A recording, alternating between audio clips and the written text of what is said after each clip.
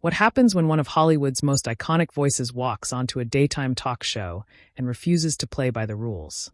Sam Elliott, the man known for his legendary mustache and no-nonsense attitude, sat down on The View for what was supposed to be a friendly chat about his latest project. But within minutes, the conversation took a sharp turn that nobody saw coming. What started as typical morning television quickly escalated into one of the most intense exchanges ever broadcast on daytime TV. The tension was so thick you could cut it with a knife. And by the end, security was involved. This is the story of how a simple interview turned into absolute chaos. But before we get into what happened, make sure you hit that subscribe button and drop a comment below telling us what you think about all of this. Now, let's dive into how this whole situation unfolded. Sam Elliott walked onto the set with that signature stride of his, the kind that makes you think of dusty western towns and showdowns at high noon. The audience erupted in applause as he made his way to the table, waving politely, but keeping that stoic expression he's known for. He settled into his seat, adjusting his jacket as the cameras focused in on him. Whoopi Goldberg started with the introductions, welcoming him to the show and mentioning his decades-long career in Hollywood.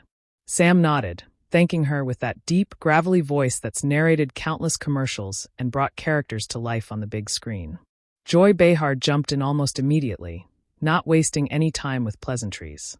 She leaned forward, looking directly at Sam with a smile that didn't quite reach her eyes. She asked him about his recent comments in an interview where he discussed the changing landscape of Hollywood and how certain values seemed to be shifting. Sam took a breath, clearly measuring his words carefully. He said he believed in authenticity, in telling stories that meant something, and that sometimes the industry lost sight of that in favor of what was trendy or politically convenient. Joy's expression shifted slightly, her smile tightening. She asked him to clarify what he meant by politically convenient, her tone suggesting she already knew where this was going. Sam didn't back down. He explained that he'd been in this business long enough to see trends come and go, and that sometimes the focus on checking boxes overshadowed the focus on telling good stories. He said he believed in treating everyone with respect, but that didn't mean he had to agree with every direction the industry was taking. The other hosts exchanged glances, and you could feel the temperature in the studio rising.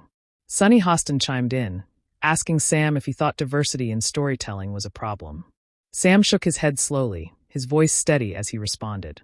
He said diversity wasn't the issue at all, that he'd worked with talented people from all walks of life throughout his career.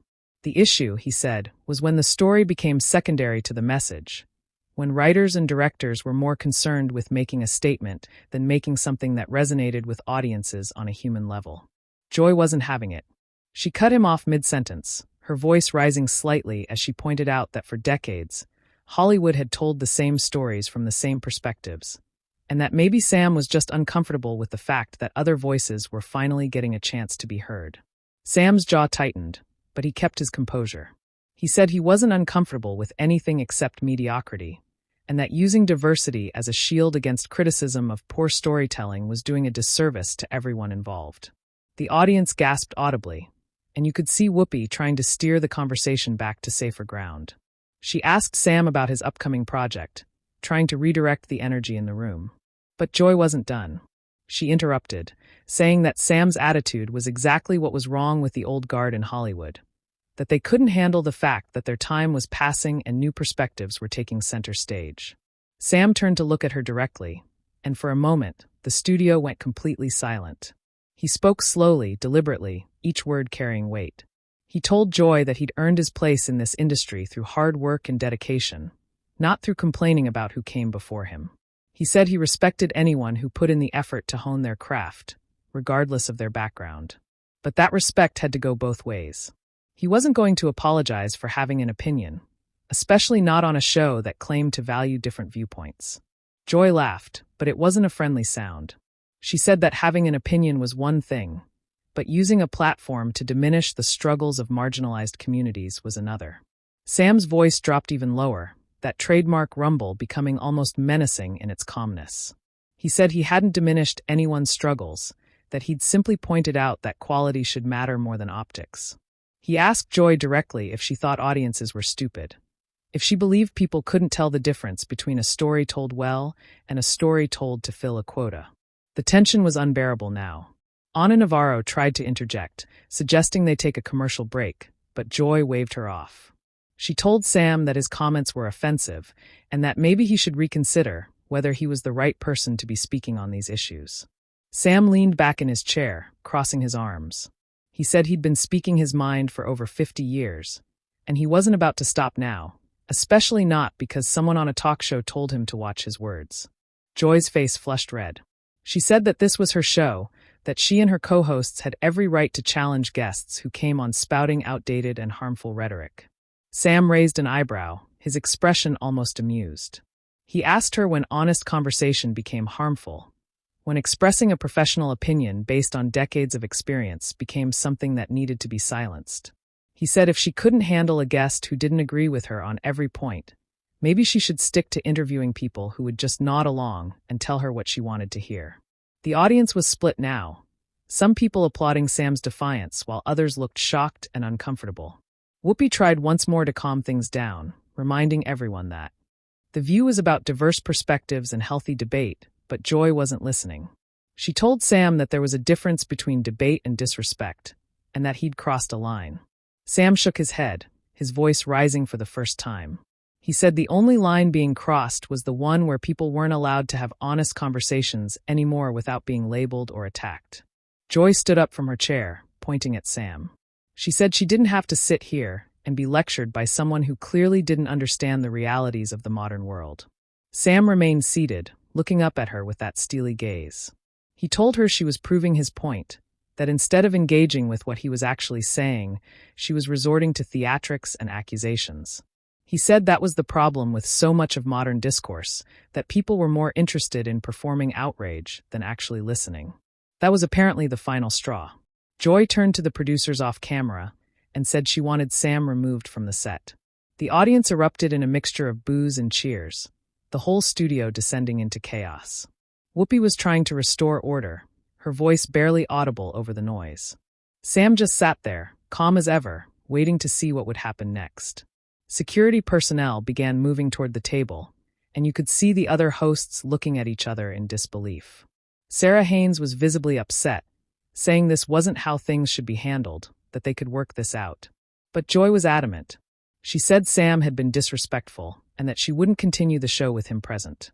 Sam finally stood up, slowly and deliberately. He looked at Joy, then at the cameras, and said that this was exactly what he'd been talking about. He said that the moment someone challenged the narrative, they were shut down and pushed out. He thanked Whoopi for the invitation and apologized to her specifically for how things had turned out, making it clear he didn't blame her for the situation. As security reached Sam, he held up his hands in a gesture of compliance. He wasn't going to make a scene or resist. He simply gathered his composure, straightened his jacket, and prepared to leave. But before he could take a step, Joy made one more comment. She said that maybe this would teach him that actions have consequences, that he couldn't just say whatever he wanted without facing repercussions. Sam stopped in his tracks. He turned around slowly, and the look on his face made everyone in the studio go quiet. Even the audience seemed to sense that something significant was about to happen. Sam looked directly at Joy, his voice low but clear enough that every microphone picked it up perfectly. He told her that she'd just proven everything he'd been saying, that she couldn't handle dissent, so she had to use her power to silence it. He said that wasn't strength, it was the opposite. It was fear masquerading as authority. Joy's mouth fell open, clearly not expecting Sam to respond that way. She sputtered for a moment before finding her words again. She said that Sam was twisting the situation, making himself out to be a victim when he was the one who came on the show with an agenda. Sam's eyebrows rose at that. He asked her what agenda she thought he had, given that he'd simply answered the questions she'd asked him. He said if she didn't want honest answers, she shouldn't have asked the questions in the first place. Whoopi stepped in firmly now, her voice cutting through the tension. She said that everyone needed to take a breath and remember that they were all professionals. She suggested that maybe Sam and Joy could find some common ground if they just listened to each other for a moment. Sam nodded at Whoopi respectfully, saying he was willing to listen if Joy was. All eyes turned to Joy, who stood there with her arms crossed, clearly wrestling with what to do next. Joy finally spoke, her voice still heated but slightly more controlled. She said that she'd listen, but that Sam needed to understand why his words were problematic. She explained that people in marginalized communities had fought for decades to have their stories told. And when someone like Sam, someone with privilege and platform, dismissed those efforts as just checking boxes, it undermined all of that struggle. Sam listened, his expression unreadable, waiting until she'd finished completely before responding. When he did speak, his tone was different, more measured, but no less firm. He said he understood the fight for representation, that he'd witnessed it throughout his career and had supported it in his own way. But he maintained that there was a difference between supporting diverse voices and accepting subpar work simply because it came from a diverse voice.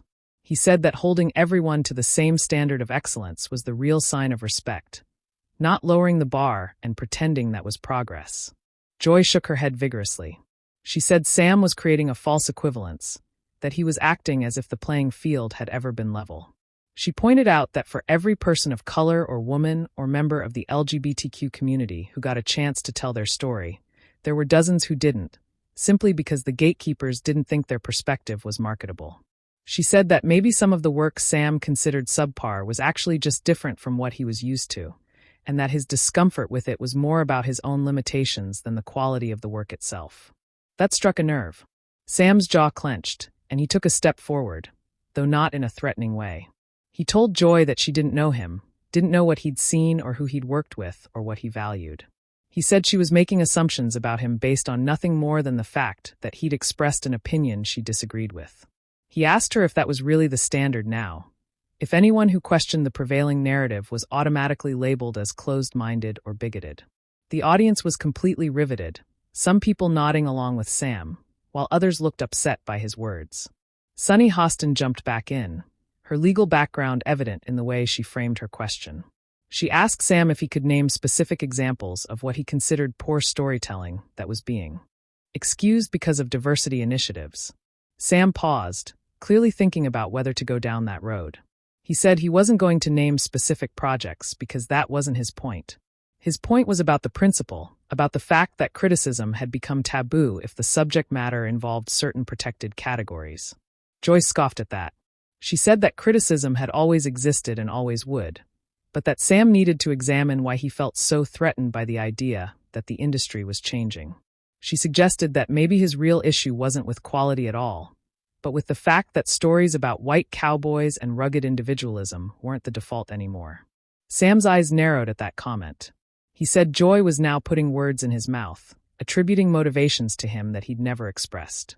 He said that was exactly the kind of bad faith argument that made real conversation impossible.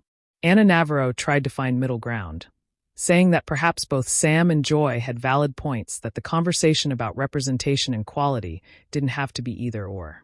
Sam nodded at her, acknowledging the attempt at diplomacy. He said he agreed with that his whole point had been that both things mattered.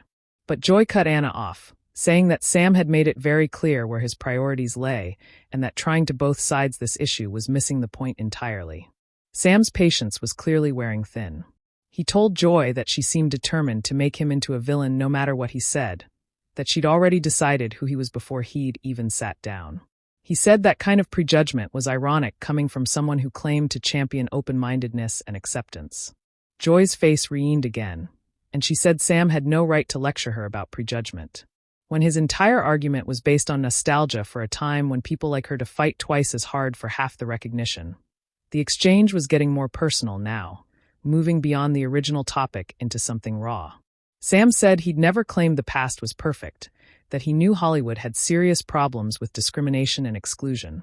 But he said the answer to past wrongs wasn't to swing the pendulum so far in the other direction that merit became secondary. He said everyone deserved a fair shot, but that once you got that shot, the work had to speak for itself. Joy asked him who got to decide what merit meant, who got to be the arbiter of what work spoke for itself. She said that for decades that decision had been made by a very specific group of people with a very specific worldview, and that maybe Sam was just uncomfortable with the fact that the criteria were expanding. Sam responded that audiences ultimately decided that no amount of critical acclaim or industry awards could make people connect with something that didn't resonate with them on a genuine level. Whoopi interjected again, pointing out that audiences were more diverse than ever and that what resonated with one group might not resonate with another.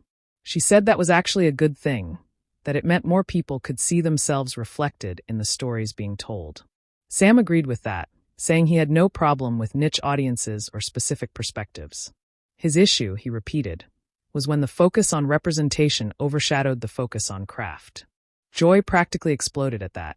She said Sam kept coming back to this idea that diverse storytelling was somehow less crafted, less skilled, less worthy. Sam's voice rose to match hers. He said that wasn't what he was saying at all, that she was deliberately misinterpreting him. He said there were brilliant filmmakers and writers from every background imaginable, and he'd been honored to work with many of them, but there were also mediocre ones, just like there were mediocre white male filmmakers, and pretending otherwise helped no one. The studio was in complete chaos now. Some audience members were shouting their support for Sam, while others were doing the same for Joy. The other hosts looked overwhelmed, unsure how to regain control of the situation. Sarah Haynes was nearly in tears, saying that this wasn't productive, that they were all talking past each other. But neither Sam nor Joy seemed willing to back down. They were locked in now, both of them too invested in making their point to find an exit ramp. Joy took a deep breath and seemed to shift tactics. She told Sam that she understood he felt attacked, but that sometimes people needed to hear hard truths about their blind spots. She said that maybe this conversation was uncomfortable for him because it was forcing him to confront things about himself and his career that he hadn't wanted to examine. Sam shook his head slowly, a bitter smile crossing his face. He said the only thing this conversation had forced him to confront was how little nuance existed in public discourse anymore. He elaborated, saying that everything had to be black and white, good or bad, with us or against us. He said there was no room for complexity, no space for someone to say that two things could be true at once. He could support diversity and question execution. He could acknowledge past injustices and still critique present approaches, but according to Joy, according to people who thought like her, that made him the enemy. Joy didn't let that stand. She said that Sam was playing the victim again, acting as if he was being persecuted for simply having an opinion. She pointed out that he'd had a long, successful career in an industry that had been very good to him, and that maybe he should show some gratitude instead of complaining about how things were changing. Sam's expression hardened. He said gratitude didn't mean silence, that being successful didn't obligate him to endorse things he didn't believe in. The argument had reached a fever pitch. Whoopi was trying to call for another commercial break, her voice barely audible over the noise in the studio. Security was still hovering nearby, unsure whether they needed to intervene or not. Sam and Joy were still locked in their staring contest, neither willing to be the first to look away. And then something unexpected happened. Someone from the audience shouted out, asking why they couldn't both be right. The voice cut through the chaos like a knife, and suddenly everyone froze. The audience member, an older woman sitting in the third row, stood up and repeated herself. She said that maybe Sam and Joy were both right. That maybe the problem wasn't that either of them was wrong, but that they were talking about different things entirely. The camera swung toward her, and you could see the surprise on everyone's faces, including Sam and Joy. Whoopi seized the opportunity, asking the woman to elaborate. The woman said that Sam seemed to be talking about artistic standards and creative integrity, while Joy was talking about access and opportunity. She said those weren't opposing ideas, that you could care about both without diminishing either. She looked at Sam and said she understood his concern about quality. But then she looked at Joy and said she also understood the frustration of watching doors stay closed for people who deserved a chance. For a moment, there was complete silence. Sam was the first to respond. He thanked the woman and said that was the most sensible thing anyone had said all morning. He admitted that maybe he hadn't articulated his position as clearly as he should have, that in trying to make his point, he'd left room for misinterpretation. But he maintained that his core argument still stood, that excellence should never be sacrificed, regardless of who was creating the work. Joy looked conflicted, clearly not ready to concede entirely, but also seeming to recognize that the woman had made a valid observation. She said that she appreciated the audience member's perspective, but that she still felt Sam's framing of the issue was problematic. She argued that when someone in his position expressed concerns about quality in the context of diversity initiatives, it sent a message, intentional or not, that diverse voices were inherently less capable. Sam's shoulders sagged slightly, a sign of exhaustion rather than defeat. He said he understood how his words could be interpreted that way, but that wasn't his intent. He asked Joy directly what she wanted him to say, What combination of words would convey his actual beliefs without being misconstrued as an attack on diversity? Joy paused at that, seemingly caught off guard by the directness of the question. She thought for a moment before responding. She said that maybe the issue was that Sam was focusing on the negative, on the examples he thought didn't measure up, rather than celebrating the incredible work that was being done by diverse creators.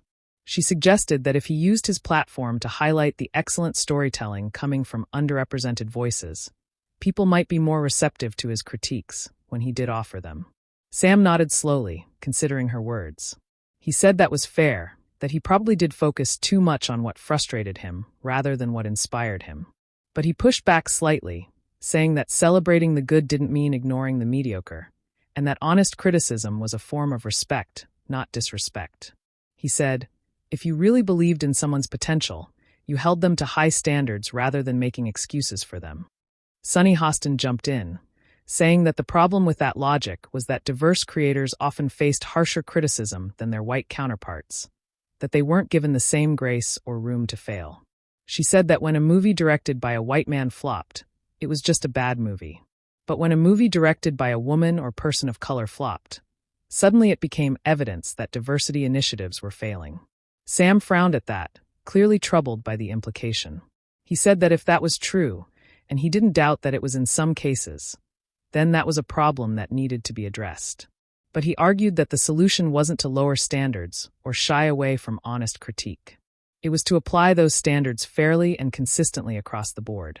He said, "Everyone should be held accountable to the same level of excellence, and everyone should be given the same opportunity to learn and grow from their failures." Joy seemed slightly less combative now, though still clearly frustrated. She told Sam that she understood what he was saying in theory, but that theory and practice were two different things. She said that in a perfect world, everyone would be judged purely on merit. But they didn't live in a perfect world. They lived in a world where bias, conscious and unconscious, still influenced every decision. She said that until that changed, there needed to be active efforts to counterbalance those biases. Sam agreed that bias was real and needed to be addressed. But he questioned whether the current approach was actually solving the problem or just creating new ones. He said that when you made hiring decisions based primarily on demographics rather than qualifications, you risked perpetuating the very stereotypes you were trying to combat. He said it suggested that people from underrepresented groups needed special treatment to compete, which he found insulting to the incredibly talented individuals he'd worked with. Ana Navarro pointed out that affirmative action and diversity initiatives weren't about special treatment. They were about leveling a playing field that had been tilted for generations. She said that giving someone a fair shot wasn't the same as giving them an unfair advantage.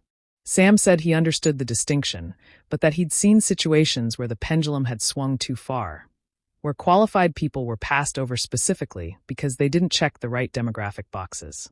Joy pounced on that, asking Sam for specific examples. He hesitated, clearly not wanting to name names or throw anyone under the bus.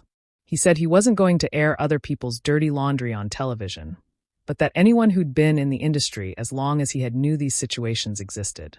Joy said that sounded like convenient vagueness, that it was easy to make accusations without backing them up with evidence. Sam's frustration returned. He said he wasn't making accusations. He was sharing his observations from 5 decades in Hollywood. He said Joy could choose to believe him or not, but that dismissing his experience out of hand simply because it didn't align with her worldview was its own form of closed-mindedness. Joy bristled at that, saying that she hadn't dismissed anything. She'd simply asked for evidence to support his claims, which was a reasonable request. Whoopi stepped in again, her voice firmer now. She said that they'd been going in circles for the better part of an hour, and that maybe it was time to acknowledge that Sam and Joy simply had fundamental disagreements about this issue. She said that was okay, that not every conversation needed to end in consensus. What mattered was that they'd both had the opportunity to express their views, and that the audience had witnessed a real, unscripted exchange of ideas. Sam turned to Whoopi and thanked her for moderating as best she could under difficult circumstances. He said he appreciated being invited on the show, even if things hadn't gone as anyone had planned. He looked at Joy and said he respected her passion, even if they disagreed on how to channel it. He said he hoped she could respect his right to have a different perspective, even if she found that perspective frustrating or wrong. Joy looked at him for a long moment before responding. She said she could respect his right to his opinion, but that respect didn't mean agreement or acceptance. She said she would continue to push back against viewpoints she found harmful, just as she was sure Sam would continue to express opinions she disagreed with. She said that was the nature of public discourse, that it was messy and uncomfortable but necessary. Sam nodded at that, a slight smile crossing his face for the first time since the argument had begun. He said he wouldn't have it any other way. That sanitized conversations where everyone agreed on everything were worthless. He said the friction was where the growth happened, where people were forced to examine their own beliefs and either defend them or adjust them. He said he'd rather have this heated exchange than a polite, meaningless chat where nothing real was discussed. The audience seemed split on how to react. Some people were applauding, appreciating the raw honesty of the conversation. Others looked uncomfortable, clearly wishing things had stayed more civil. The other hosts looked exhausted, like they'd just been through an emotional marathon. Sarah Haynes spoke up, saying she hoped people watching at home understood that difficult conversations were important, even when they got uncomfortable. Sunny added that disagreement didn't have to mean disrespect, though she noted that the line between passionate debate and personal attacks could get blurry. She said she hoped everyone could reflect on the conversation and find something valuable in it, even if that value was simply a better understanding of how deeply people felt about these issues. Anna agreed, saying that the conversation had been intense, but ultimately worthwhile. Joy had one final comment. She looked directly into the camera and said that viewers shouldn't take this conversation as evidence that diverse storytelling was under attack or that the progress made in recent years was at risk. She said the industry was moving forward, with or without the approval of those who preferred the old ways. She said change was hard, but it was happening, and that was something to celebrate rather than resist. Sam couldn't let that go without a response. He said he wasn't resisting change. He was advocating for thoughtful change rather than reactive change. He said there was a difference between evolution and revolution, and that burning everything down to rebuild from scratch often resulted in losing valuable things that should have been preserved. He said Hollywood's history was complicated, full of both achievements and failures, and that selectively remembering only the failures did a disservice to everyone who'd contributed something meaningful. Whoopi finally put her foot down. She said they needed to wrap up before the network pulled them off the air entirely. She thanked Sam for coming on the show and for engaging in an honest conversation regardless of how contentious it had become. She said that The View prided itself on featuring different perspectives, and that today had certainly lived up to that promise. She asked Sam if he had any final thoughts before they went to commercial. Sam took a deep breath and spoke directly to the camera. He said that he believed in Hollywood, in its power to tell stories that moved people and changed hearts and minds. He said he wanted the industry to succeed, to thrive, to continue producing work that mattered. He said his critiques came from a place of love, not hate, and that he hoped people could distinguish between the two. He said he wasn't anyone's enemy, even Joy's, and that he'd be happy to continue this conversation anytime, anywhere. Joy gave a tight smile but said nothing. Whoopi thanked everyone for watching and teased the next segment before cutting to commercial. As the cameras pulled back, you could see Sam standing up, shaking hands with the hosts who were willing, which turned out to be everyone except Joy. She'd already left the table, heading backstage without a word. Sam watched her go, shook his head slightly, and then followed security off the set. The whole thing had been unprecedented. A guest getting into a heated argument with a host wasn't entirely unusual on The View, but the intensity and length of this particular exchange was something else entirely. Social media exploded within minutes, with clips of the confrontation going viral across every platform. People were divided, as expected, with some praising Sam for standing his ground and others condemning him for what they saw as thinly veiled prejudice. But regardless of which side anyone was on, everyone agreed on one thing. This was television that people would be talking about for a long time. It was raw. It was real. And it was exactly the kind of unscripted moment that reminded people why live television still mattered. Sam Elliott had come on The View to promote his latest project, and had ended up at the center of one of the most talked about moments in daytime television history. So, what do you think about all of this?